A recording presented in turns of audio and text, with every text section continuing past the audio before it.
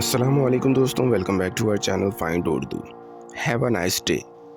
Have a nice day का मतलब है अच्छा दिन गुजरे, खुश रहो। हैव अ नाइस डे एक फ्रेंडली और पोलाइट तरीका है किसी को अच्छा दिन गुजरने की दुआ देने का।